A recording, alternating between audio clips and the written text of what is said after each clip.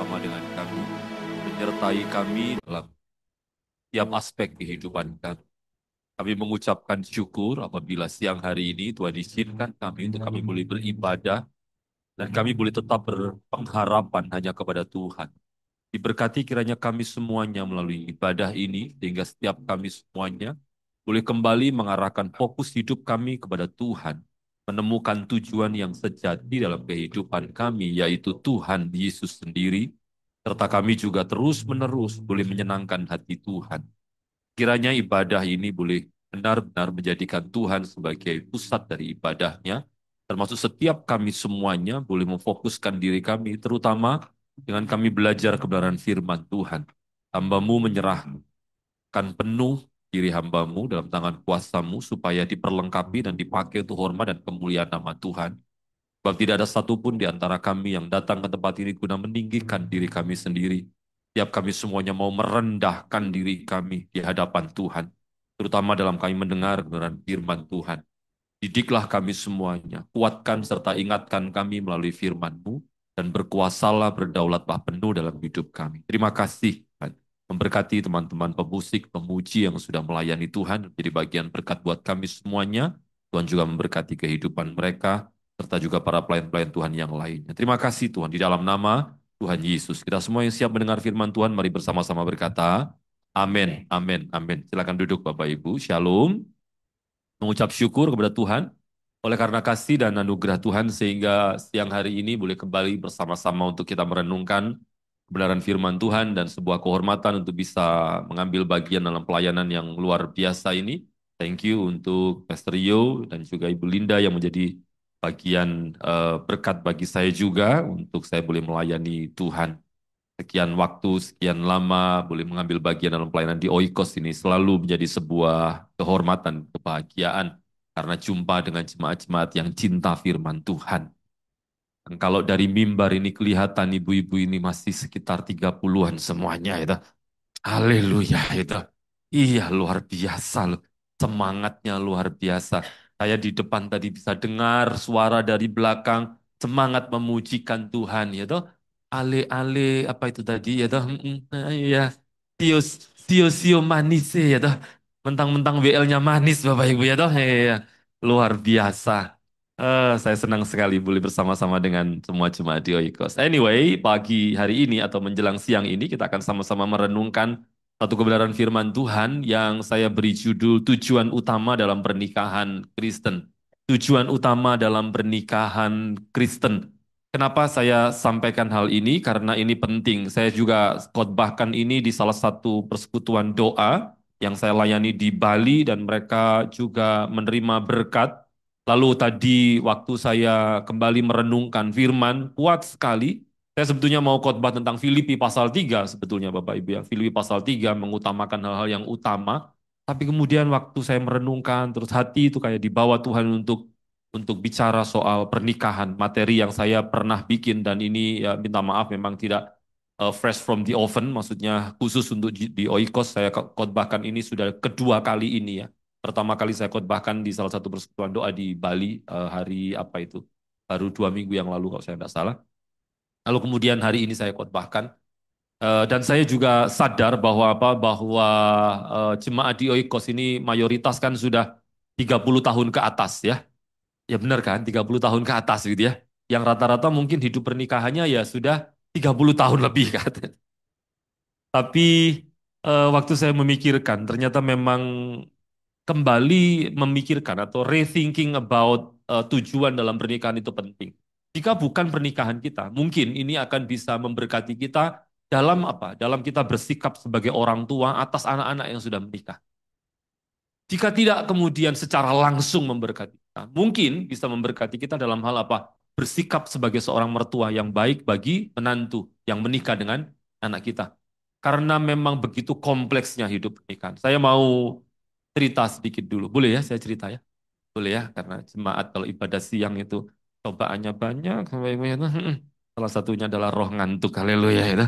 Tapi di sini nggak ada roh ngantuk. Jadi kapan hari? Hari Senin kemarin saya pelayanan di sebuah persekutuan doa di Surabaya Barat. Lalu selesai dari sana saya diajak makan di salah satu restoran di depan ada restoran seafood itu di ruko-ruko depan dari tempat persekutuan itu. Lalu kemudian kami ngobrol dengan salah satu ibu yang menurut saya beliau ini cantik sekali, usianya 59 tahun, Bapak Ibu, cucunya dua.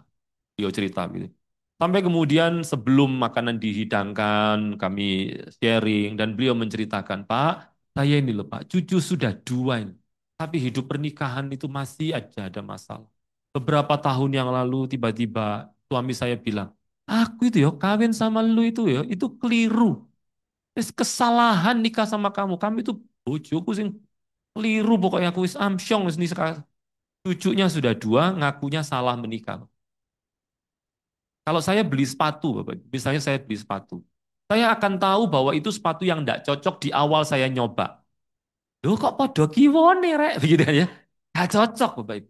Lah kalau sepatu sudah saya pakai sampai kemudian soulnya tipis saya bilang gak cocok kayaknya telat ya. Maksud saya apa?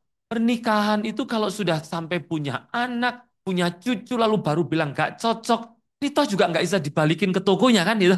Tapi yang saya pikirkan usia 59 tahun. Sudah punya cucu dua. Masih harus struggling dengan hal-hal berkaitan dengan pernikahan. Suaminya digondol-gombel. Tahu ya maksud saya ya? Padahal usia sudah sama-sama. Suaminya juga sudah 60 tahun ke atas tentu saja. Bayangkan. Jadi rupanya hidup pernikahan memang tidak mudah. Dan ada banyak hal yang sebetulnya diberikan Alkitab kepada kita untuk kita belajar mengenai pernikahan. Bahkan kalau saudara bisa melihat bahwa relasi antara Allah dengan kita itu sampai-sampai digambarkan sebagai apa? Relasi atau hubungan antara mempelai pria dengan mempelai wanita. Bagian pertama pasca penciptaan yang dibicarakan dalam Alkitab adalah berkaitan dengan keluarga. Bahkan kemudian ada begitu banyak hal-hal yang terus disampaikan bagi keluarga-keluarga maupun pelajaran-pelajaran penting yang bisa kita ambil dari firman Tuhan berkaitan dengan keluarga-keluarga. Jadi dengan kata lain, menurut saya Alkitab memberi porsi yang cukup signifikan berkaitan dengan bagaimana guidance untuk keluarga. Karena kalau kita percaya bahwa keluarga itu dibentuk oleh Tuhan, maka sudah semestinya Tuhan juga yang memberikan guidance soal pernikahan. Betul ya? Kalau keluarga itu dibentuk Tuhan dan memang keluarga dibentuk Tuhan kan? Karena waktu dibilang bahwa Allah itu membawa Hawa kepada Adam, jangan dipikirkan bahwa Adam itu diam di satu tempat lalu Hawanya dicangking sama Tuhan. Do you know what's the meaning of dicangking, saudara ya? Jadi dibawa, tik tik tik tik tik, nyohdam gitu. Enggak. Tapi pengertian kata dibawa itu maksudnya dengan segala cara Allah untuk memenuhkan rancangannya memperjumpakan Hawa dengan Adam. Sehingga mereka itu berjumpa oleh karena apa? Inisiatif Allah. Allah lah yang kemudian membentuk institusi pernikahan itu. Inisiatifnya Allah. Jadi kalau Allah yang berinisiatif, lalu kemudian Allah hanya menyatukan begitu saja tanpa ada guidance apapun, tentu itu tidak fair bagi kita. Tapi puji Tuhan, Alkitab memberi kepada kita begitu banyak pembelajaran mengenai hidup pernikahan.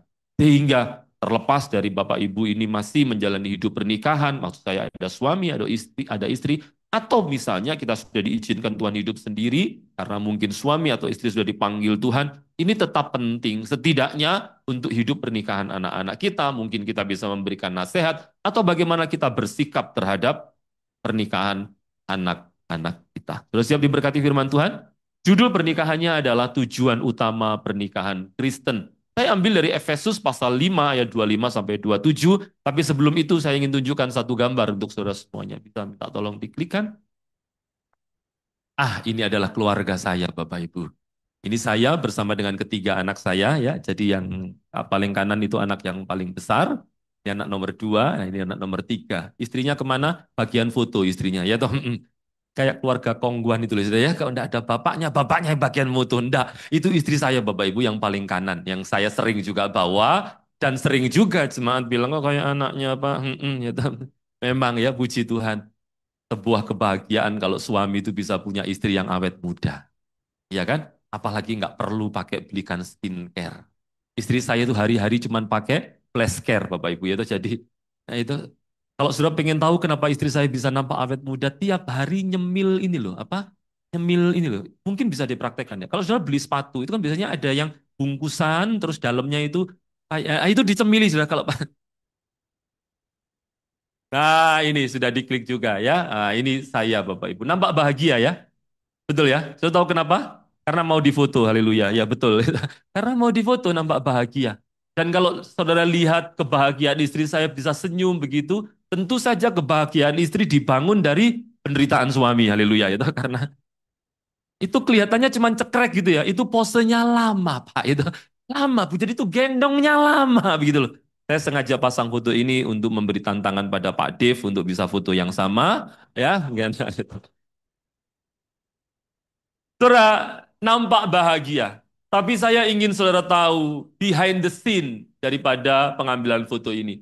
Ini waktu saya pelayanan di Ngawi, tidak sengaja kami lihat ada benteng sisa peninggalan Belanda di situ, di Ngawi itu, lalu kami mampir. Ternyata ada penyewaan kostum begini lalu foto. Ya sudahlah, biar kenang-kenangan kita sewa, lalu kemudian foto-foto. Sudah tahu, berangkat ke Ngawi untuk pelayanan itu sudah tahu. Kami tempat berantem di tol. Tempat berantem di tol. Ini behind the scene-nya. Supaya saudara ngerti. Dan menurut saya hamba Tuhan hari ini harus berhenti untuk tampil jadi orang yang paling suci, paling kudus, yang ngopinya sama Jibril atau siapapun itu ya. Saya baru pulang dari sorga ini tadi ngobrol sama Tuhan Yesus di sana. Kenapa saya bilang begitu ya? Banyak hamba Tuhan ya yang mengaku bahwa saya sama istri kami menikah sudah 40 tahun. Satu kali pun saya tidak pernah bentak. Satu kali pun kami tidak pernah berantem. Tidak pernah beda pendapat. Hmm, Kenapa tadi? Kenapa? Gak pernah kumpul soalnya betul. Iya toh. Bahkan kalau WA aja gegeran di WA kan begitu ya toh. Iya toh.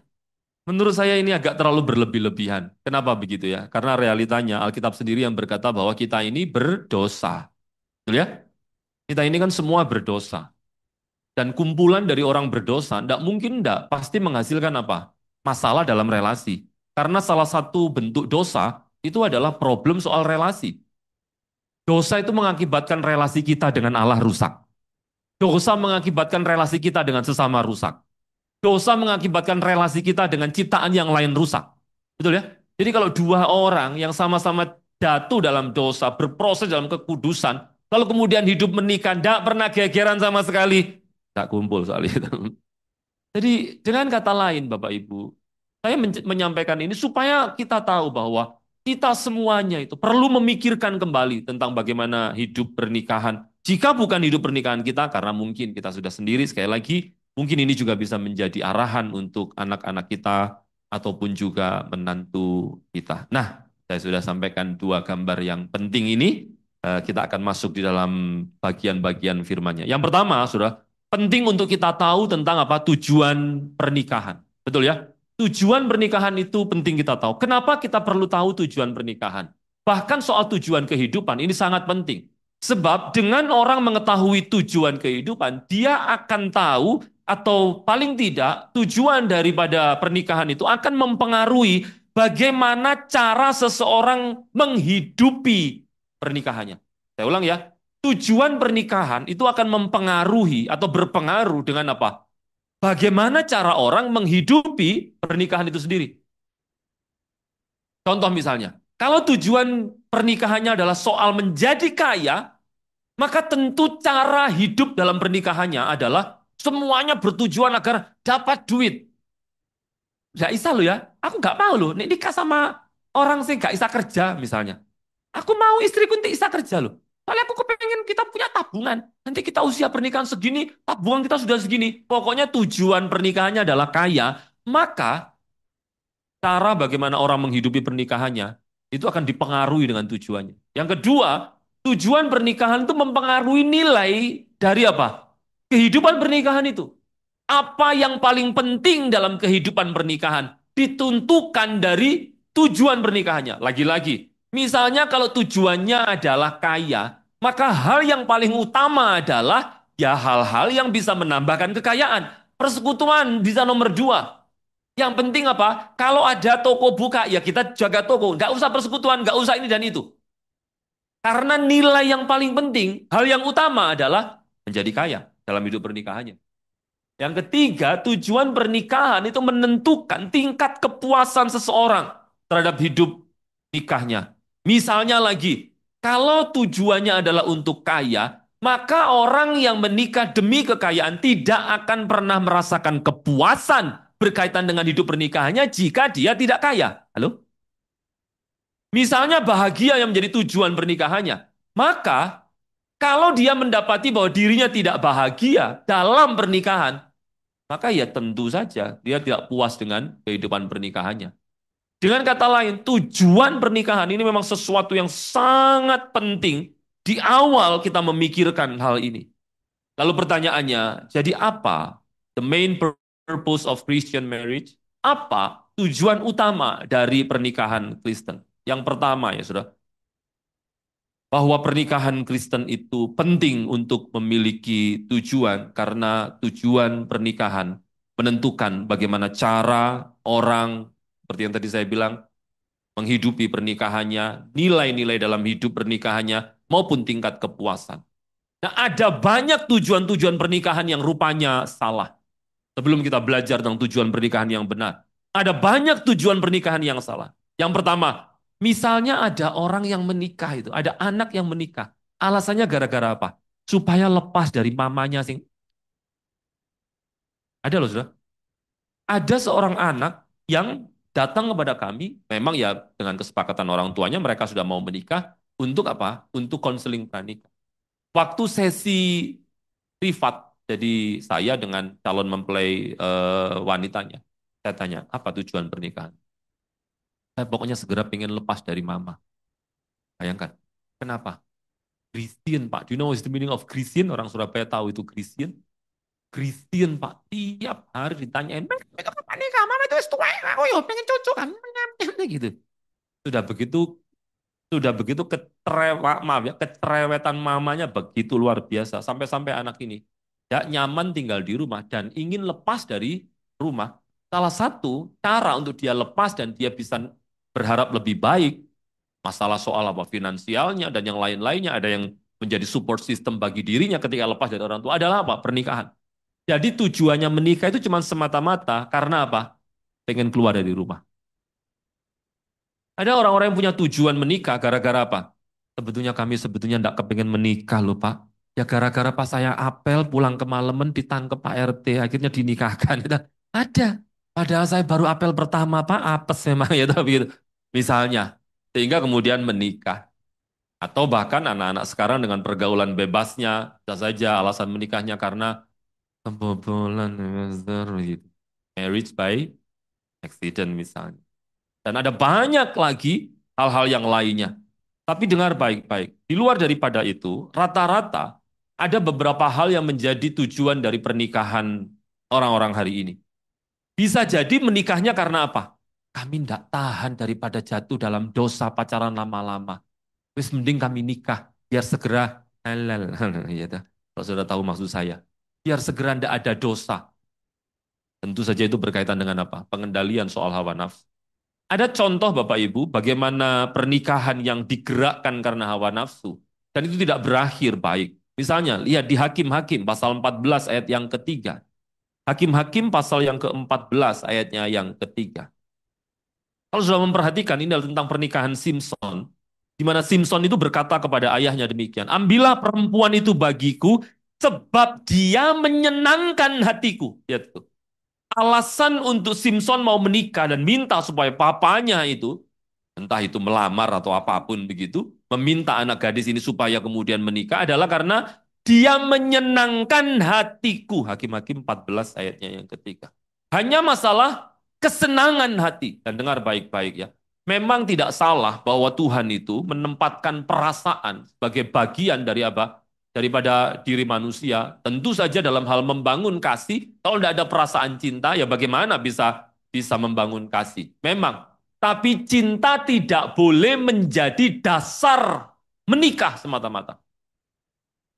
Nah kamu saya, cinta itu tidak boleh jadi dasar pernikahan semata-mata atau tujuan daripada pernikahan. Kenapa begitu? Karena nantinya dalam hidup pernikahan, cinta itu bisa ups and down. Betul kan? Cinta itu bisa naik turun. Perasaan itu memang begitu. Mood atau apapun itu memang naik turun. Kalau pas kemudian suaminya pengertian gitu ya, Sebelum tanggal kembar, bulan kembar, Shopee Pay sudah diisi. Duh, rasanya kayak cinta banget gitu. Suami pulang-pulang kantor, bawain hadiah buat istri. Duh, Meh, kamu kemarin tak lihat-lihat, Dek. Ini apa? Shopee-mu kamu masukin ini ya, Dek, keranjangmu. Terus daripada nunggu Shopee ini, tak bawain sepatu kesukaan. Cinta tuh. Tuh. Langsung sayang. Begitu kan. Cinta bisa apa sendok. Apalagi nanti ketika mengalami banyak masalah dalam hidup pernikahan. Seringkali cinta tidak bisa menjadi alasan untuk tetap bersama.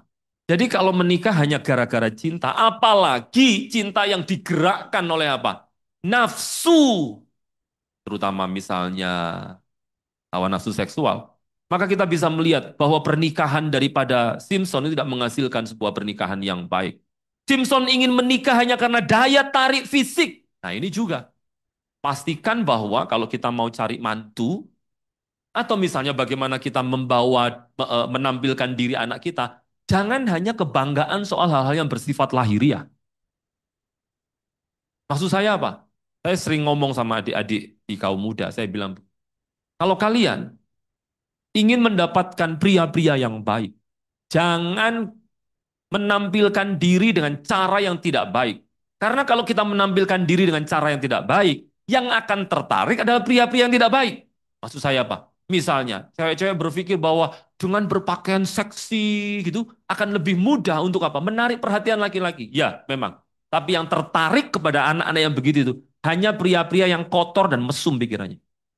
Maka, karena pria-pria yang punya value hanya akan mencari wanita-wanita yang punya value. Ibu-ibu juga harus sadar hal ini supaya cucu atau anak-anaknya tidak hanya sibuk dengan apa? Hanya menampilkan diri secara fisik yang ditekankan. Penampilan fisik memang penting karena kecantikan bisa menarik pria. Tapi yang membuat pria bertahan adalah karakternya. Betul kan? Kecantikan itu bisa membuat laki-laki tertarik. Tapi apa yang membuat laki-laki bertahan dengan perempuan atau wanita itu adalah karakternya. Realitanya, bahkan banyak pernikahan itu, kalau misalnya ada suami yang having affair, billnya itu bisa tidak lebih cantik daripada istrinya. Halo? Betul kan? Saudara mau tak ceritani apa enggak?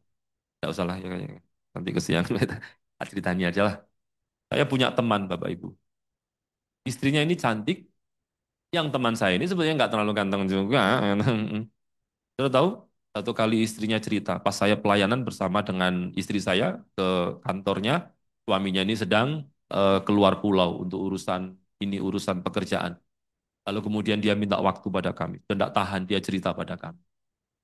Istrinya ini melihat dengan mata kepala bahwa suaminya ini having affair dengan pembantu rumah tangganya. Yang, maaf ya, aduh saya juga tahu lah pembantunya ini. Secara bentuk tubuh gitu, menurut saya pembantunya ini, saya nggak berani bilang gemuk karena perempuan itu kan sensi dengan kata itu ya. Saya bilang sehat gitu ya, bahkan terlalu sehat ya kayaknya begitulah. Yang ngerti maksud saya ya. Jadi lucunya gina-gino gitu, sedang ngerti maksud saya. Gemoy gitu. Sudah begitu maaf ya. Itu aduh, kalau saya lihat pas dia kerja di rumah gitu. Maaf ya, keringatnya luar biasa, Pak. Jadi mungkin kelenjar keringat di dalam tubuhnya itu menghasilkan beberapa ribu liter air begitu ya. Jadi itu bisa kayak begitu. Dan itu istrinya melihat dengan mata kepala. Ya, nanti pulang-pulang enggak usah terlalu mencurigai pembantu rumah tangga, ya toh nanti nanti pulang-pulang tiba-tiba, kan tahu ya dia nih sama anu ya, enggak usah begitu juga. Ini kasusnya di ini bayangkan. Jadi realitanya perselingkuhan tidak selalu terjadi karena apa? Istrinya kurang cantik. Ada banyak istri-istri cantik yang suaminya berselingkuh dengan wanita yang tidak lebih cantik. Jadi apa masalahnya? Masalahnya ternyata bukan soal kecantikan. Makanya ibu-ibu jangan hanya sibuk untuk apa? Mempercantik diri secara apa? Lahiriah. Yang dipikir ya apa carane? Pokoknya pipiku kenceng kan ya toh. Tarik benang, tarik tampar, tarik tambang, macam-macam. Kalau buka lemari itu, krim malam, krim siang, krim sore, krim pagi setengah siang, krim siang menjelang sore, macam-macam, krim senja, macam-macam. Gitu. Macam-macam. Yang namanya suntik mulai vitamin C, vitamin macam-macam. Hanya untuk supaya apa? Ih, Saya tidak bilang bahwa itu tidak ada gunanya, tapi bukan itu yang terutama. Sebab kalau kita hendak membangun rumah tangga hanya karena ketertarikan fisik semata-mata, at the end of the day semuanya juga akan apa? Layu kan. Hari ini anak-anak saya bilang, apa ini ya? Wendut sekali ya. Perutnya loh, wendut sekali. Dulu juga tidak begini Bapak Ibu. Dulu ya masih, makanya dulu bisa menipu istri saya kan. Gitu. Dengan hasil ini. Gitu. Tapi ketika waktu bertambah, nantinya pun kalau saya diizinkan Tuhan menua, mungkin juga jalannya berdirinya juga nggak tegap. Mungkin sudah mulai begini. Tadi saya sempat ngobrol sebentar dengan Pak Yu, lalu kemudian beliau menceritakan ada pergumulan beberapa waktu yang lalu soal kesehatan beliau. Lalu beliau bilang, saya penyakitnya orang tua. Artinya apa? Semakin bertambah usia kita, atau penampilan fisik kita juga akan semakin berkurang pasti. Tidak bisa tidak. Hendak mengingkari hal itu, ya dapat salam dari apa? Operasi plastik terus-terusan kan. Sampai-sampai harus merubah foto di paspor gara-gara beda. Ya, saking banyaknya operasi plastik. Yang saya mau maksudkan adalah begini, bahwa ternyata salah satu tujuan pernikahan yang salah adalah kalau tujuan pernikahannya hanya karena apa? Ketertarikan seksual semata-mata. Ya mungkin kita tidak seitulah, tidak sekasar itu. Mungkin ada alasan yang lain, yaitu apa? Ingin memperbaiki status sosial. Dan ini kadang-kadang bukan hanya anaknya saja loh. Bisa jadi mamanya yang ingin memperbaiki status sosial keluarga dengan cara menikahkan anaknya dengan orang yang lebih kaya. Tidak ada yang mantu ya, puji Tuhan, haleluya ya. Bisa begitu tuh. Belut kan tahu ya, kamu itu anak imam sing cewek satu-satunya. Sing tak arep-arepin untuk bisa memperbaiki status sosial kita itu cuman kamu. Makanya lu itu eman, ayu-ayu, bu, sampai dapet laki-laki sing kere gitu ya. Cari sing kaya gitu. Supaya mama ini bisa, mama lah ya pengen keliling-keliling dunia gitu. Beban orang tua dibebankan kepada anak. Hanya untuk apa? Memperbaiki status sosial kehidupan rumah tangganya. Tapi aku nggak cinta loh, Mat. Cinta itu gampang. Ini lu dibelikan tas LV, dijak jalan-jalan ke Eropa, wis. Pasti lu cinta, isa-isa, percaya. Daripada belajar sama mama itu. Mama dulu cinta sama papamu. Hanya gara-gara cinta akhirnya apa? Hidup kayak gini nih. Ngerti ya balongan kere papamu gitu. Mateng itu. Lalu kemudian gara-gara kegagalan finansial dari papa mamanya, membebankan anak untuk memperbaiki status sosialnya. Halo? Oh, hal-hal begini tuh banyak sampai dengan hari ini. Sampai dengan hari ini. Dengan kata lain, tujuan pernikahannya hanyalah demi apa? Harta kekayaan. Apa sih yang salah? Tidak salah kalau saudara memang ingin kaya ya. Tapi kalau menjadikan kekayaan sebagai tujuan hidup saudara, bahkan tujuan hidup pernikahan kita ataupun anak-anak kita, itu salah. Coba lihat ya, Amsal 13 ayatnya yang ke-11. Orang percaya itu, orang beriman itu harus sadar bahwa berkatnya itu berasal daripada Allah ya. Coba lihat Amsal 13 ayat 11. Dan usaha untuk mendapatkan dengan cepat itu hanya akan berakhir dengan cepat juga itu endingnya. Coba lihat Amsal 13 ayat 11. Harta yang cepat diperoleh akan berkurang. Tetapi siapa mengumpulkan sedikit demi sedikit menjadi kaya. Tambah lagi ya. Coba lihat Proverb 28 ayat 20. Proverb itu apa ya? Amsal ya. Coba lihat Amsal 28 ayatnya yang ke-20.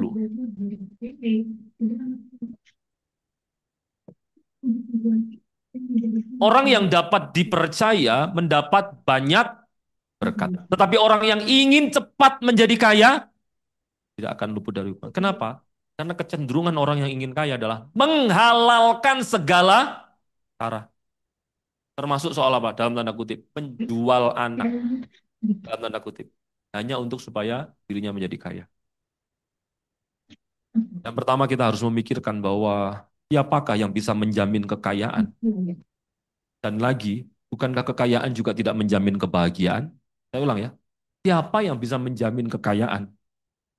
Dan lagi, bukankah kekayaan tidak menjamin kebahagiaan? Kenapa saya kaitkan antara kekayaan dan kebahagiaan? Karena rupanya sebetulnya orang ingin kaya dan yang lain-lain itu sebetulnya tujuannya adalah bahagia. Kekayaan itu cuma medianya, tujuannya adalah bahagia. Berpikir bahwa dengan kekayaan bisa lebih mudah mengakses kebahagiaan. Itulah sebabnya kenapa orang pengen kaya. Karena melihat orang kaya yang nampaknya hidup bahagia. Enak ya, bisa beli mobil ini, bisa beli ke situ. Mau kemana-mana, gak pernah mikir, wis langsung aja. Karena itulah yang disediakan oleh media sosial hari ini. Orang-orang kaya pada flexing kekayaannya, membuat kita itu seneng lihatnya. Sembari apa? Kepengen untuk bisa seperti itu. Padahal dengar baik-baik. Bahwa dalam semua gelimang harta dunia juga tidak menjamin kebahagiaan. Buktinya apa? Orang yang tadi saya ceritakan yang umur 59, suaminya umur 64 lebih. Ini adalah orang yang kaya juga. Orang yang semasa muda mengejar kekayaan dan mereka menjadi kaya memang hari ini. Tapi tahukah saudara? Akhirnya orang ini, yang si ibu ini, yang sudah punya cucu dua, umur 59, akhirnya bilang gini, saya wis tidak mikir pak soal uang, soal apa. Wis kalau hari ini kita bisa makan ya makan. Kekayaan itu cuma dari Tuhan, dipercaya Tuhan. Saya tidak mau mikir. Saya kalau mikir kekayaan pak, woi saya tidak bisa ke gereja hari ini. Dia bilang, kenapa? Saya tahu bilnya itu dibelikan rumah di sini, dibelikan mobil begini. Kami tahu, Pak. Pada akhirnya kekayaan tidak menjamin kebahagiaan. Tapi bagi orang yang belum kaya, yang dikejar adalah kekayaan demi supaya bahagia. Coba perhatikan Pengkhotbah pasal 5 ayat yang ke-9. Pengkhotbah 5 ayat yang ke-9. Siapa mencintai uang tidak akan puas dengan uang. Dan siapa mencintai kekayaan tidak akan pernah merasa cukup. Ini pun sia-sia. Lihat itu. Siapa mencintai uang tidak akan puas dengan uang. Oh ini true story Bapak Ibu. Ini betul. Contoh ya, waktu kita nabung. Duh pengen punya uang berapa misalnya. Cepet tiaw rek misalnya. Begitu punya uang cepet tiaw, puas dengan itu? Ya. Pengen nambah. Pengen bisa 110 juta. Nanti pengen nambah, pengen bisa 120.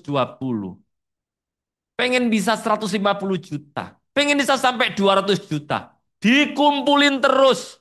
Papa mas yo mamai sakit gak apa-apa wis. Ma sakit ya, tak doain yo ma. Mama butuh obat. Oh tenang ma, ada obat dari segala obat. Firman Tuhan dikotbahi mama gitu. Mama bawaan ke dokter, be. Mama perlu tenang aja, ada Yesus, tabib dari segala tabib, kata pendeta gitu didoain. Hanya gara-gara apa? Tidak mau keluarkan uang untuk mamanya. Halo? Saya pernah tegur salah satu teman saya yang memang tua ya Bapak. Paling tidak bisa dilihat dari apa? Rumahnya di satu blok itu saja, itu dempet tiga. Pertama dia beli, sekian M, belinya itu juga ini, ngomong ke kami, Pak tolong doain ya Pak, rumahnya soalnya ini dulu rumah bekas sembayangan gini-gini. Oh ya, ke sana. Tidak lama, baru beberapa bulan, tidak sampai setahun, dia bilang rumah sing sebelahku lupa akhirnya dijual. Murah, wis tak beli sekali. Besarnya hampir sama, dibeli sekali. Sudah begitu, tidak sampai 1 tahun, sebelah, sampai sak kampung ditawarkan semua gede. Dan itu rumah di tempat yang prestisius. Rumahnya gawat di luar. Anaknya cuma satu. Waktu mamanya sakit, mamanya itu perutnya sakit, jadi sampai sampai apa itu membesar gitu. Tahu tahu? Saya dikabari, terus saya tanya, terus dirawat di mana? RSAL. Saya datang besuk ke sana, Bapak Ibu. Rasanya kayak, maaf ya, ini tidak mengurangi rasa hormat terhadap rumah sakit ini ya. Tapi kayaknya itu wong sembuh jadi sakit. Bener, saya pas ke sana itu, loh, lah infusnya kok sudah kosong begini? Saya tanya sama mbaknya yang jaga, Mbak, infusnya kok jaga? Kok kosong? Nggak tanya sama suster. Iya, saya tadi sudah ngomong sama. Katanya sih, bayangkan. Orang kaya ini. Mamanya bilang gini, dulu Pak, saya gedein anak-anak saya. Sekarang saya sakit, yang nemenin saya pembantu. Bayangkan. Terus kemudian singkat cerita, dia ini dibawa ke rumah, semakin membesar. Akhirnya dia memutuskan untuk dioperasi di rumah sakit ini. Rumah sakit Ciputra. Rumah sakit Ciputra. Waktu saya besuk, saya ketemu anaknya yang kaya ini. Lalu kami diajak makan dulu di bawah. Makan, saya bilang begini. Yes, puji Tuhan ya, kalian bisa jadi berkat buat mama. Saya bilang begitu sama pasangan. Gak apa-apa, apa yang hari ini Tuhan izinkan untuk kalian ini berikan sebagai berkat untuk mama, guna mendukung kesehatannya. Nanti Tuhan juga bisa balas. Dan lagi uang juga bukan segala-galanya. Mama sudah mendidik kalian begitu rupa. Saya bilang begitu sama anaknya. Sudah tahu anaknya bilang apa? Anu kok, Pastor, ini sementara pakai uangnya mama dulu, nanti nek uangnya habis baru pakai uang kami. Bayangkan, kalau Kak Kudu ngamuk saya. Dan saya ngamui beneran. Ngamui beneran. Ngamuk dalam nama Tuhan Yesus, tapi itu jadi ini bentuk kemarahan rohani gitu. Yang saya maksudkan Bapak Ibu, betapa orang itu cinta uang sampai kayak begitu. Datang ke gereja tujuannya cuma supaya Tuhan menambahkan. Aku nek gak nang oikos di kuatir itu kok sepi. Haleluya. Bayangkan. Tapi tidak ada yang di sini begitu ya. Maksud saya apa? Betapa kekayaan itu bisa menjadi tujuan hidup pernikahan. Dan itu adalah salah. Saya tahu sudah mengaminkan ini dalam hati. Bahkan jika kemudian hanya gara-gara kekayaan yang dikejar demi supaya mendapatkan kebahagiaan. Dengar baik-baik. Kebahagiaan itu bukan tujuan hidup. Bukan tujuan pernikahan. Kalau dalam pernikahan kita tujuannya bahagia, iya kalau bahagia. Kalaupun bahagia juga tidak akan pernah benar-benar membahagiakan, memuaskan kita kok. Contoh misalnya, saya pernah ketemu sama teman, saudara. Teman saya ini menurut saya juga, ya dipercaya Tuhan untuk memanage banyak harta lah. Kira-kira ya, dia ini pernah ke Eropa, Bapak Ibu. Sebulan lebih 1 minggu kira-kira. Sebulan lebih 1 minggu kira-kira begitu. Saya tanya sama dia, ketika mereka pulang, mereka kontak saya, Pak, lama nggak jumpa, yuk sarapan bareng yuk. Kalau nggak ada waktu setelah doa pagi, ya wes, oke. Kalau misalnya ada waktu, yuk sarapan bareng, oke. Kami sarapan bareng. Setelah dia pulang, beberapa hari setelah dia. Saya tanya, kamu habis berapa? Karena akrab sekali. Kamu habis berapa? Sebulan. Ikut tur apa? Enggak, kami berangkat sendiri. Karena sudah bolak-balik ke Eropa, jadi sudah ngerti. Habis berapa kemarin? Hidup di sana sebulan lebih. Dia bilang, 1,5 lah Pak. 1,5 apa? 1,5 M. Dia pulang dari Eropa sebulan lebih habis 1,5 M. Juga enggak jadi kere lalu gaden-gaden ini pinjem sana. Enggak. Dia tetap kaya. Tapi tahukah saudara? Lalu saya bilang begini sama suaminya, sama yang laki ini. Ada nggak negara di Eropa yang kamu pengen kunjungi lagi? Ada. Di mana? Dia sebutkan salah satu negara. Kenapa? Ih, enak Pak di sana itu. Enak. Kamu sudah berapa kali di sana? Paling sekitar 5-6 kali. Dari situ saya bisa simpulkan bahwa tidak ada kebahagiaan dunia ini yang betul-betul memuaskan kita. Buktinya, dia sudah ke negara itu 5-6 kali. Masih pengen. Waktu di sana bahagia. Pulang lagi, kepengen ke sana lagi. Yang kamu saya. Gak ada puasnya. 1 juta perempuan cantik juga Anda akan bisa memuaskan satu pria yang memang apa? Mencari kebahagiaan dari wanita yang cantik. That for sure. Karena memang bahkan jikalaupun pernikahan kita bahagia, bahagia dunia ini tidak akan pernah benar-benar bisa memuaskan. Ada seorang yang bernama Blaise Pascal, Bapak Ibu. Dia ini dikenal sebagai seorang matematikawan, tapi sebetulnya dia ini juga adalah seorang teolog. Dia ini pernah berkata begini, all men seek happiness. This is without exception. Whatever different means they employ, they all tend to this end. Yang artinya adalah, selamat pulang, Tuhan Yesus memberkati kita semuanya. Enggak. Maksudnya adalah apa? Semua manusia itu mengejar kebahagiaan. This is without exception. Ini tanpa pengecualian. Artinya semua manusia memang mengejar kebahagiaan. Dan ini adalah sindiran dari Blaise Pascal. Bahkan jika mereka berbeda maksud dan tujuan, tapi sebetulnya mereka sedang ingin berakhir pada hal ini. Yaitu apa? Kebahagiaan itu. Dia memberi contoh. Orang yang berangkat menuju ke medan perang, sebetulnya tujuannya adalah bahagia. Jadi dengan kata lain, betapa banyaknya orang menjadikan kebahagiaan sebagai tujuan hidup. Padahal itu keliru. Kebahagiaan bukanlah tujuan hidup, Bapak Ibu. Nanti kita akan sama-sama membahas hal ini.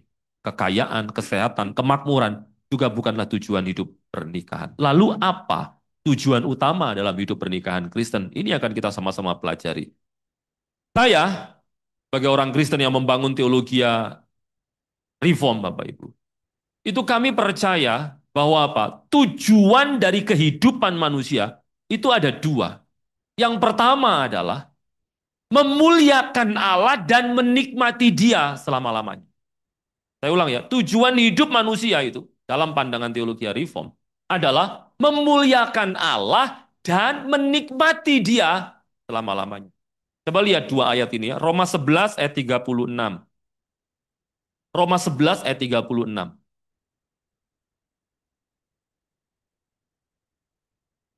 Roma 11 ayat 36. Sebab segala sesuatu adalah dari Dia dan oleh Dia dan kepada Dialah. Bagi Dialah kemuliaan sampai selama-lamanya. Lihat ini. Kenapa kok kita perlu memuliakan Dia? Ya karena realitanya segala sesuatu itu dari Dia, oleh Dia. Dan mestinya memang harus kembali kepada Dia. Bagi Dialah kemuliaan sampai selama-lamanya. Ini adalah tujuan kehidupan kita, yaitu apa? Mempermuliakan Tuhan sampai selama-lamanya. Dasarnya apa kita perlu mempermuliakan Tuhan? Karena segala sesuatu yang ada dalam hidup kita, itu dari Tuhan. Dialah juga yang menjadi apa? Pribadi di balik semua apa yang kita punya hari. Disebut oleh Dia. Makanya kemudian mestinya juga kepada. Ya. Lagi ya, 1 Korintus 10 ayat 31. 1 Korintus 10 ayat 31. Jika engkau makan atau jika engkau minum atau jika engkau melakukan sesuatu yang lain, lakukanlah semuanya itu untuk kemuliaan Allah. Bayangkan, kalau makan dan minum aja untuk kemuliaan Allah, apalagi hidup pernikahan kita. Amin. Apalagi hidup pernikahan kita. Berarti tujuan hidup pernikahan itu, it is not about being happy atau to be happy. Tidak. Tapi untuk mempermuliakan Allah dalam hidup pernikahan. Hidup pernikahan tidak bisa tidak adalah untuk mempermuliakan Tuhan. Nah, ayat yang tadi saya pakai sebagai ayat utama di slide pertama tadi kita akan baca Efesus 5 ayat yang ke-25 sampai 26. Efesus 5 ayat 25 ayat 26. Ini ayat yang terkenal soal hidup pernikahan Bapak Ibu. Efesus 5 ayat 25 26. Hai suami, kasihilah istrimu sebagaimana Kristus telah mengasihi jemaat dan telah menyerahkan dirinya baginya. Untuk apa? Menguduskannya. Sesudah ia menyucikannya dengan memandikannya dengan air dan firman. Supaya dengan demikian ia menempatkan jemaat di hadapan dirinya dengan cemerlang. Tanpa cacat atau kerut atau yang serupa itu. Tetapi supaya jemaat kudus dan tidak bercela. Ada dua kali kata kudus dipakai di ayat 25 dan 26. Tujuan daripada hidup pernikahan ternyata adalah supaya melalui hidup nikah itu, kita semakin dikuduskan sebagai mempelai wanita untuk kemuliaan nama Tuhan. Saya ulang sekali lagi. Tujuan hidup pernikahan adalah supaya melalui hidup nikah kita itu, kita terus-menerus dikuduskan oleh Tuhan. Dalam kesalehan, dalam perbuatan baik, dan seterusnya. Sehingga dengan kata lain, tujuan hidup utama dalam pernikahan Kristen adalah apa? Kekudusan masing-masing pribadi dalam rumah tangga. Waktu saya merenungkan hal ini Bapak Ibu, saya jadi semakin memahami ya, bahwa ya, kekudusan itu memang ada tiga posisi ya Bapak Ibu. Maksud saya apa? Tiga bagian, tiga fase. Yang pertama adalah kekudusan secara posisi, di mana dulu orang belum kudus, lalu kemudian dikuduskan oleh Tuhan melalui apa? Salib Kristus. Oke? Kekudusan secara posisi. Yang kedua disebut dengan kekudusan secara progresif. Nah ini yang sedang kita hidupi.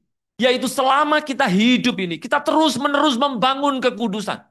Jadi kekudusan itu memang di satu sisi adalah inisiatif dari Allah, bersifat monergistik, artinya apa? Hanya Allah yang melakukannya. Tapi kemudian pasca kita dianugerahi kekudusan, Allah juga menginginkan supaya kita itu sinergistik bersama dengan Dia untuk terus-menerus menambahkan, untuk terus-menerus dalam hal kesalehan, kita terus-menerus dibangun. Dalam hal kekudusan, kita terus-menerus dibangun. Ini bersifat sinergistik. Artinya kita sendiri yang juga harus mau mengupayakan, mengejar kekudusan. Ini yang disebut dengan kekudusan secara apa? Progresif. Naik turun memang. Tapi kurvanya akan terus naik. Sampai kemudian di kekudusan final. Di mana kita akan dikuduskan bersama-sama dengan Allah di surga. Atau bisa disebut dengan glorified sanctification. Ini final resultnya, hasil finalnya. Kita sama-sama menerima kekudusan yang sempurna bersama dengan Tuhan. Tapi persoalannya adalah begini. Bagaimana secara aplikasi berkaitan dengan Allah menguduskan kita melalui hidup pernikahan? Ya tentu saja kekudusan kita dalam hidup pernikahan itu diasah masing-masing oleh anggota di dalam pernikahan. Kalau saudara pernah dengar bahwa ada firman yang berkata bahwa manusia menajamkan sesamanya, sama seperti besi menajamkan besi, manusia menajamkan sesamanya. Maka demikianlah bagaimana kita itu semakin dikuduskan melalui hidup pernikahan. Dan menurut saya, tidak ada media yang begitu signifikan dalam hal apa? Melatih kesalehan dan kekudusan kita seperti halnya hidup pernikahan. Saya ulangi kalimat ini. Tidak ada media yang lebih signifikan dalam hal melatih kesalehan dan kekudusan manusia seperti hidup pernikahan. Kenapa? Karena yang pertama ya, kalau kita ini misalnya ya, berteman sama teman yang bencek, no, gak seneng aku sama dia. Dikasih, gak pernah terima kasih. Dia tak kirimnya apa-apa, gak pernah diupload di story-nya. Misalnya itu. Atau misalnya gak seneng, aku toksik banget sama dia itu. Gampang, kita tinggal cari teman yang lain. Betul ya? Tapi kalau hidup pernikahan gak bisa begitu. Begitu kita menikah, menjalani hidup pernikahan, baru tahu. Duh, karakter istriku itu kayak begini. Duh, suamiku itu modelnya kayak begini ya. Dulu waktu pacaran, aku tuh mau masuk mobilnya, dibukain. Aku tinggal masuk, ditutup. Sekarang, hujan-hujan, dia ngeluarin mobil, nunggu di mobil. Aku sih ngunci pagar gitu. Sambil mepet-mepet, khawatir kehujanan. Terus kehujanan, masuk-masuk ke mobil. Dia saya tanya, hujanan Yomi? Ya jelas lah gitu kan. Dulu nih apel, bawa macem-macem. Duh, sekarang. Aku kok wis lama ya gak makan apa soto ayam atau apa. Itu loh, di bawah itu ono Indomie rasa soto. Itu aja masakan. Gitu ya. Duh, gak nyangka nih ternyata dia mau wadit gitu misalnya.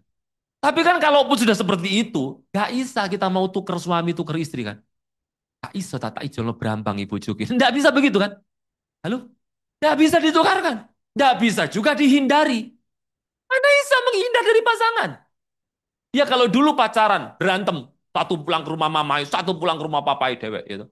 Ya sudah wis, gak ketemu seminggu gak apa-apa, kuat-kuatan. Begitu menikah, bisa begitu. Kalaupun dipaksakan, sama-sama saling tersakiti kok. Gak apa-apa, lu meneng no aku. Gak apa-apa, gak tak masak no kapok on. Begitu ya, misalnya. Atau yang satu, gak mau masak no, gak apa. Aku semakan dewek kok, aku tak beli dewek. Wis terserah kuat-kuatan, sopo sing kuat. Sama-sama saling menyakiti. Dalam hidup pernikahan tidak bisa kemudian apa? Apalagi kalau misalnya rumahnya kayak rumah saya yang cuma sekitar 1 hektar ya dari 100 ini. Itu tak, kalau dihitung dengan beberapa RW ya. Jadi saya keluar kamar ketok bojo mateng itu. Saya mau kemana? Kelihatan istri. Maksud saya apa? Mau menghindar bagaimana? Sehingga dalam situasi seperti itu, wah kita diasah dalam hal apa? Kesalahan dan kekudusan. Contohnya apa? Menerima kekurangan pasangan. Halo? Diasah kita untuk punya pengampunan, untuk punya kasih tanpa syarat. Dalam hal Christ likeness, menurut saya, hidup pernikahan ini memang paling efektif untuk membentuk kita. Dari hidup pernikahan itu, kita bisa belajar bagaimana Kristus mengasihi tanpa syarat. Dalam hidup pernikahan kita belajar tentang compassion atau belas kasihan. Seperti Kristus punya compassion terhadap kita itu. Punya belas kasihan terhadap kita. Dalam hidup pernikahan juga kita dilatih dalam hal apa? Panjang sabar seperti Kristus panjang sabar. Amin, saudara. 2 Petrus pasal 3 ayat 9 berkata, Tuhan sabar terhadap kamu. Roma 15 ayat 5 katakan, Allah sumber ketekunan dan penghiburan. Sehingga melalui ketidaksempurnaan pasangan, justru kita belajar untuk apa? Panjang sabar, tekun di dalam Tuhan. Dan itu semuanya adalah apa? Adalah cara Allah untuk apa? Untuk melatih kesalehan dan kekudusan kita. Bayangkan itu. Loh, apa orang yang tidak menikah atau di luar pernikahan itu tidak bisa diproses dalam kekudusan dan kesalehan? Tentu bisa, tapi seperti yang saya katakan, tidak seefektif dalam hidup pernikahan. Makanya kalau kita sadar dengan hal ini Bapak Ibu, bahwa ternyata dalam hidup pernikahan itu justru kita dilatih untuk semakin Christ likeness, semakin terbangun dalam kekudusan dan kesalehan. maka kita akan punya cara pandang yang berbeda dalam menghadapi permasalahan dalam rumah tangga. Orang kalau sudah tahu tujuan pernikahan adalah holiness, not only happiness, maka dia bisa bersikap bijaksana apabila ada masalah dalam hidup rumah tangga. Dia akan tahu bahwa ini menjadi ajang, ini menjadi media, ini menjadi cara supaya aku semakin hidup kudus di hadapan Tuhan. Sehingga dia tidak terbawa dengan masalahnya, tapi bisa bersikap dan mengambil keputusan yang benar di tengah masalah yang ada. Kalau orang tahu tujuan pernikahan adalah soal kekudusan, adalah soal kesalehan, menambahkan kepada kita ketekunan, kerendahan hati, dan seterusnya. Tidak ada yang kemudian salah dalam bersikap. Karena tujuan mempengaruhi cara kita menghidupi pernikahan itu sendiri. Ada pria-pria yang begitu sensitifnya, sehingga nggak bisa sama sekali direndahkan, walaupun tidak bermaksud merendahkan. Makan itu sampai tuwek ya minta diladeni sama istrinya. Tidak cuma diladeni, minta ditemenin. Ini aku makan di rumah ya, kamu harus di sini. Temenin aku. Buk jauh-jauh, makan sama aku sini. Gitu. Mintanya begitu. Sekali gak ditemenin, rasa kayak direndahkan, ngamuk indak karu-karuan. Tapi kalau istrinya ini ngerti bahwa ternyata hidup pernikahan itu melatih kita dalam hal kerendahan hati. Sebagaimana Kristus itu merendahkan dirinya. Filipi pasal 2 mengatakan bahwa ia mengosongkan dirinya sendiri dan mengambil rupa sebagai seorang hamba. Maka dari situ kita juga mau belajar untuk apa? Menanggalkan ego kita. Walaupun kita bisa bilang gini, kan keren mangan tak siap tuh. Jelek di anu, udah culep ya, apapun gitu bisa. Tidak akan begitu tuh. Karena apa? Kita tahu Tuhan sedang melatih kerendahan hati kita di tengah hidup pernikahan. Amin, sudah. Matius pasal 11 ayat 29 katakan, belajarlah padaku karena aku lemah lembut dan rendah hati. Jadi dari hidup pernikahan itulah justru dipakai Allah untuk apa? Mempertajam kesalehan kita, membangun kehidupan rumah tangga kita. Jadi apa? Tujuan hidup pernikahan kita adalah apa? Memuliakan Tuhan. Caranya adalah apa? Dengan kita melatih terus kekudusan kita. Karena pernikahan memang dipakai Tuhan untuk terus-menerus melatih kekudusan kita. Atau dengan kata lain Bapak Ibu, hari ini kita belajar bahwa kalau kita tahu tujuan pernikahan, saya berharap kita bisa lebih wise, bijaksana di dalam apa?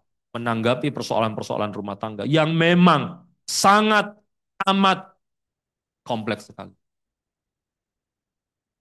Ada pasangan yang bahkan mau menceraikan istrinya, gara-gara ternyata istrinya itu susah, tidak mau diajak kerja. Dulu dia kepengennya, aku tuh dulu ya, pengen cari istri itu, yang banyak bisanya, ini bisa begini, bisa begitu, bisa begitu. Waktu dia ngomong ke saya sudah tahu saya ngomong apa? Lah, kan gak kawin sama ular kobra. Ular kobra loh banyak bisanya lah gitu. Heran ya, kadang-kadang memang pria-pria ini aneh-aneh. Aku itu pengen, Pak Dek itu, waduh, ini gak iso, ngono gak iso.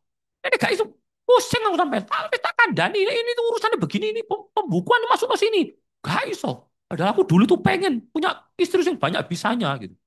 Kawin dengan ular kobra. Ya, tapi ini jangan dipakai untuk saudara ngomong sama suami lo ya. Jangan ya. Jangan. Nanti saudara, wah lumayan dapat bahan. Ini suara Tuhan. Bukan untuk itu tujuannya. Gitu. Makanya must be very careful untuk yang belum menikah. Karena apa? Pernikahan itu bahkan kadang-kadang kalau saya lihat seperti orang yang mati dan dimasukkan ke dalam kuburan. Kenapa saya bilang begitu? Orang kalau sudah mati masukkan ke liang lahat. Once you are check in, you never check out. Begitulah hidup pernikahan kan. Gak bisa dijolno ini. Ya wes gitu keadaannya, ya wes gitu. Istri saya juga begitu. Kalau ngomong sama saya pernah tanya sama dia, ini guyonan, kami bercanda saja. Sayang, doa apa yang dulu kamu panjatkan kepada Tuhan, terus dikabulkan dan kamu sesali? Saya kagetnya luar biasa. Tapi dia ya guyonan. Saya tidak tahu guyonan apa serius ya. Dia bilang gini, ada doa yang dulu tak panjatkan dan tak sesali saya. Apa? Kawin sama kamu. Gitu. Iya. Tapi saya santai aja. Ya walaupun itu serius, toh juga dia enggak bisa ini itu ijol gitu. Saya bilang, ya wes rasakno saiki jawaban Tuhan toh berarti aku tak gituin tinggal itu. Tukar tambah juga tidak bisa, sudah. Tidak bisa. Gitu. Saya pun juga tidak repot juga. Saya pernah ini diguyoni sama jemaat. Pak Petra isinya masih muda ya. Selisih berapa tahun? Kami cuma selisih 7 tahun sebetulnya. Dan saya dulu juga penampakannya tidak seperti sekarang. Kayak bapak sama anak dulu ya masih ideal-ideal aja itu. Sebelum menikah. Begitu menikah jadi begini saya itu. Itu karena pergumulan pernikahan dan karena cicilan, haleluya itu. Iya kan, jatuh cinta itu bikin awet muda kan. Yang bikin cepet tua itu apa sih? Jatuh tempo kan, betul kan? Nah itu yang mikir saya gitu loh. Makanya jadi begitu. Tapi yang saya sedang mau maksudkan adalah, mari sama-sama kita kembali kepada tujuan hidup pernikahan. Saya tadi di awal bilang ya, kalau ini bukan tentang hidup pernikahan kita, mungkin ini bisa membuat kita bersikap yang benar bahwa tentang apa? Hidup pernikahan anak-anak kita. Jadi dengan kata lain, kalau saudara ada seorang mama-mama dari anak-anak yang menikah, ketahui bahwa tujuan Tuhan menikahkan anak saudara, mengikat anak saudara dalam sebuah pernikahan yang kudus di dalam Tuhan. Tujuannya supaya melaluinya, anak saudara diproses dalam kekudusan dan kesalehan. Dengan kata lain, kalau anak pulang ke rumah saudara lalu bilang, Ma, ya apa ya, Ma? Aku lo Ma, ini lo gak tahu dibelanjani lo, Ma, ya apa ya, Ma? Jangan malah bilang gini, Mangkane, Mama dulu bilang apa? Wis tak kandhani Bu sama DE. Mau tak kenal Robi kamu gak mau gitu. Jangan malah bilang begitu. Kau sudah belajar firman dikasih tahu hidup pernikahan tujuannya kekudusan dan kesalehan. Ya anaknya dikasih tahu. Gak apa-apa Miss, sudahlah. Tuhan sedang melatih kesabaranmu. Tuhan sedang melatih kesalehan. Itu datang dari Tuhan. Kalian sudah diberkati dalam pernikahan kudus. Kamu harus melihat pernikahan. Nah, dikasih tahu yang benar. Kayak begini. Halo? Bukan tambah dipanas-panasi. Aku wis kroso memang. Dia itu katanya pura-pura tok dhisik. Katanya api. Iki kon ngrasakno to, mangkane ngrungokno malah enak. Saiki wis bacot ya apa lu begitu. Malah digitukan malah. Jangan. Termasuk juga misalnya dalam hal apa? Keinginan kita menolong atau membantu anak. Ini juga harus dipagari dengan tujuan pernikahan. Maksud saya apa? Jangan ya semata-mata saudara ini menjadi orang tua yang secara finansial mungkin lebih settle daripada kehidupan anak-anak yang sudah menikah. Lalu kemudian anak-anak itu seadanya dibantu terus, digerojok uang terus. Dengar baik-baik. Itu juga belum tentu menambahkan tujuan Allah dalam pernikahan. Supaya anak-anak itu berjuang. Supaya anak-anak itu berpengharapan kepada Tuhan. Jangan sampai kita menjadikan apa? Posisi yang harusnya diisi oleh Allah dalam hidup pernikahan mereka. Justru kita gantikan. Harusnya anak-anak bisa berdoa. Harusnya anak-anak bisa mengandalkan Tuhan. Bahkan dalam kehidupan finansial keluarganya. Kita yang gerojok uang terus. Tidak hanya itu ya. Masalah-masalah bisa terjadi loh. Contoh, kalau anak saudara yang perempuan misalnya. Lalu kemudian merasa bahwa papa mamanya ini masih kaya kok. Rasa hormat istri terhadap suami. Ini bisa berkurang gara-gara itu loh. Sadar atau nggak sadar? Makanya bahkan dalam menolong anak-anak pun. Mesti harus tahu tentang tujuan hidup pernikahan mereka itu apa. Kalau di dalam kesulitan-kesulitan yang mereka hadapi, kekudusan dan kesalehan mereka semakin terlihat, justru kasih semangat mereka. Saudara ingin bantu kalau cucu datang kasih cucu. Jangan semata-mata langsung kasih anaknya. Nanti anak jadi berpengharapan kepada orang tua. Akhirnya anak tidak jadi apa? Tidak jadi misalnya kayak yang mempelai wanitanya, si wanitanya, istrinya. Istri jadi tidak apa? Punya apa? Iman terhadap berkat Tuhan yang didapatkannya melalui berkat suaminya. Dan ini kadang-kadang tidak disadari. Seringkali juga karena apa? Kesalahan dalam tujuan pernikahan. Lagi-lagi, kalau kita tahu tujuan pernikahan kita seperti apa, atau tujuan pernikahan Kristen seperti apa, akan menolong kita dalam menjalani proses kehidupan pernikahan. Bukan hanya kita, tapi juga anak-anak kita semuanya. Kekudusan kita diproses melalui, bahkan ya, maafkan, perselingkuhan dari pasangan. Bayangkan. Kekudusan kita diproses melalui perselingkuhan dari pasangan. Kekudusan kita diproses melalui pasangan yang cuek dan tidak ngerti perasaan kita. Kekudusan kita bahkan juga diproses melalui pasangan yang mau menang sendiri, ngeyel, susah minta maaf, tidak tahu terima kasih. Di situ kekudusan kita juga diproses. Jadi kalau anak lagi-lagi punya pasangan yang seperti itu, jangan dikompori, dipanasi. Kuatkan dia, sebab dia sebetulnya sedang dibentuk karakternya, sedang dibentuk Christ likeness-nya, keserupaan dengan Kristus, dengan mendapatkan pasangan yang seperti itu. Ajak doa, dikuatkan di dalam Tuhan. Kekudusan kita itu bahkan juga diproses melalui campur tangan mertua kadang-kadang di dalam pernikahan anak-anak. Makanya sebagai mertua jangan terlalu campur tangan dalam hidup pernikahan anak-anak. Ingat baik-baik ya, bahwa anak-anak itu setelah menikah, Alkitab katakan meninggalkan kedua orang tuanya. Tentu tidak berarti bahwa ini bicara soal lokasi kan, tidak. Sebab kalau sudah pelajari background budaya pernikahan orang Yahudi itu justru bersifat patrilokal kan. Artinya apa? Justru ini perempuannya atau mempelai wanitanya dibawa masuk ke dalam rumah dari mempelai pria yang tinggal bersama dengan orang tuanya. Patrilokal begitu. Memang tidak secara lokasi terpisahnya, tapi dalam hal apa? Komitmen dalam hal apa? Dalam hal cinta kasih, itu bahkan dikatakan sampai-sampai bisa melebihi batasan antara hubungan orang tua dengan anak. Hubungan pernikahan sudah seperti itu. Dan itu memang kehendak Tuhan dan desain Allah.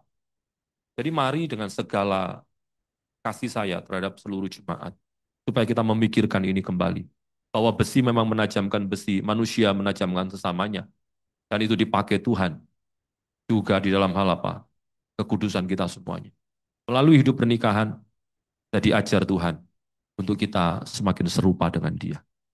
Mulai sekarang, mari renungkan ini baik-baik dan praktekkan ini baik-baik dalam kehidupan kita semuanya.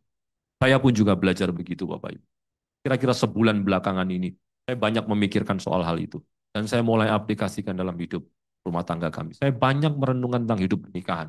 Kenapa ya? Kok hidup pernikahan sekarang itu? Orang kalau suami istri berantem, mesti senangnya apa? Menang-menangan. Seolah-olah kalau pasangan ini misalnya suami ini lebih menang daripada istrinya, dia puas. Padahal mestinya relasi cinta kasih itu tidak begitu. Yang begitu tuh relasi kekuasaan. Dan sayangnya memang karena dosa, relasi kita dengan pasangan itu memang jadi relasi kekuasaan. Buktinya apa? Suami-suami akan menguasai istri dan istri itu dikatakan berahi. Ternyata berahi itu, yang biasa dibaca birahi, itu bukan soal dorongan seksual loh. Sebab ternyata kata Ibrani birahi itu lebih bersifat mengingini dalam hal apa? Menguasai. Makanya kalau sudah baca di Kejadian 3 ayat 16 itu, dikasih tahu bahwa istri itu akan birahi terhadap suaminya, lalu kemudian ada kalimat terakhirnya, tapi suami akan berkuasa atas istrinya. Apa hubungannya birahi seksual dengan kekuasaan suami? Rupanya karena istri itu memang inginnya selalu berusaha bisa apa? Menguasai suaminya. Itulah sebabnya kenapa pernikahan itu banyak tidak akur. Karena dosa. Mulai sekarang jangan pernah lagi ngomong, aku wis kerasa. Dulu itu kita jong memang. Gak cocok aku nikah sama. Cocok anak papat. Jangan. Kalau ada pertikaian permasalahan itu karena dosa. Maka dosanya harus diselesaikan. Salah satu menyelesaikannya adalah kembali pada desain Allah. Fungsi dan posisi dalam rumah tangga juga harus ditegakkan yang benar. Saya menyampaikan ini dengan segala cinta kasih saya terhadap Bapak Ibu semuanya dan terutama juga kepada Tuhan. Supaya melalui khotbah ini setidaknya kita yang sudah senior, Bapak Ibu yang sudah senior kembali diingatkan tentang tujuan pernikahan saudara. Sehingga kemudian ini juga bisa menjadi bagian berkat Tuhan untuk hidup pernikahan anak-anak saudara. Pernikahan memang tidak mudah. Bahkan mungkin ada di antara kita yang sedang struggling soal hidup pernikahan. Tapi kabar baiknya adalah bahwa melalui pernikahan itu juga Tuhan sedang ingin melatih kekudusan dan kesalehan kita semua. Bisa jadi masalahnya tidak selesai. Bisa jadi sampai kita menutup mata, problem rumah tangganya tidak selesai. But that's okay. Ternyata hidup bukan soal selesai semua masalah, tapi soal kita selesai dalam menunaikan panggilan kita dengan benar, menjalankannya dalam kekudusan dan kesalehan. Saya berdoa kiranya ini boleh memberkati kita semuanya. Amin. Tuhan berkati kita semuanya. Tundukkan kepala, kita akan ambil waktu untuk kita berdoa, kita pujikan pujian yang tadi. Sampai tutup mata. Ya, saya berharap ini menjadi pujian yang keluar dari hati kita semuanya, sehingga kita bisa tetap memilih untuk setia kepada Tuhan. Mari tundukkan kepala, ambil waktu teduh sejenak sebelum kita masuk di dalam doa. Makasih. Pak Devis. Sampai akhir di hidupku, ku kan tetap menyembahmu,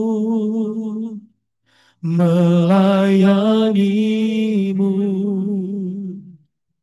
seumur hidupku.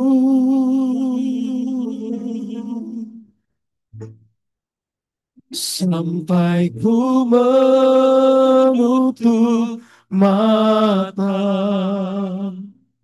ku tetap mengasihimu, biar kau dapati ku hamba-Mu yang setia. Mari pahami bahwa semua kesulitan hidup rumah tangga kita adalah bentuk lain daripada pelatihan Tuhan untuk terus meningkatkan dan menambahkan kekudusan serta juga kesalehan kita semuanya. Pada akhirnya mari lakukan semuanya seperti untuk Tuhan. Kesetiaan kita bangun. Kerendahan diri kita tambahkan. Pengampunan kita tambahkan juga. Dan semua hal-hal yang serupa dengan Kristus biarlah terus ada dalam hidup pernikahan kita. Dan kita dilatih Tuhan melalui hidup pernikahan itu. Tujuannya adalah supaya membuktikan setidaknya kepada Tuhan bahwa kita adalah hamba-hamba yang setia untuk tetap mau menjalani, melakoni apa yang Tuhan izinkan untuk kita hadapi di dalam hidup pernikahan kita. Ataupun dalam hidup pernikahan anak-anak kita. Biarlah ini menjadi deklarasi iman kita. Kita tetap setia kepada Tuhan, terutama juga melalui hidup pernikahan. Sampai Akhir di hidupku,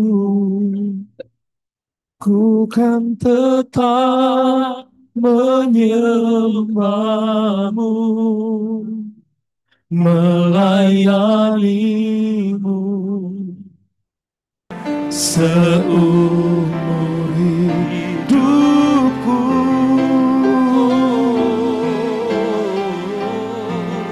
Sampai ku menutup mata, ku tetap mengasihimu, biar kau dapati ku hamba-Mu yang setia.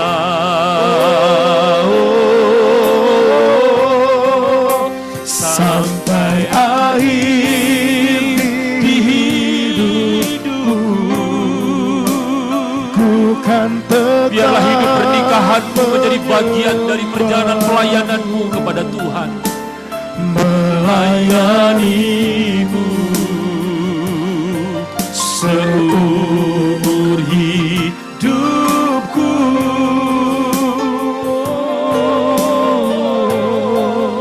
Sampai ku menutup mata, ku tetap mengasihimu, biar kau dapati ku hamba-Mu yang setia.